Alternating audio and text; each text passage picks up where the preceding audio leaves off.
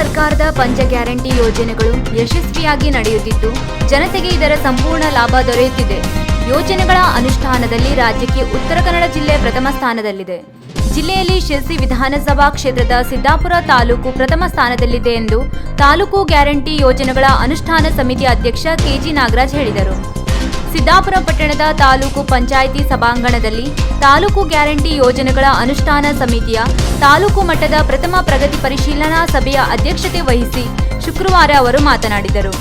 ಇಲಾಖೆ ಅಧಿಕಾರಿಗಳು ಹಾಗೂ ಗ್ಯಾರಂಟಿ ಯೋಜನಾ ಅನುಷ್ಠಾನ ಸಮಿತಿ ಸದಸ್ಯರುಗಳು ಆಸಕ್ತಿಯಿಂದ ಕಾರ್ಯನಿರ್ವಹಿಸಿದ ಪರಿಣಾಮ ಯೋಜನೆ ಹೆಚ್ಚು ಜನರಿಗೆ ತಲುಪಲು ಸಾಧ್ಯವಾಗಿದೆ ಎಂದರು.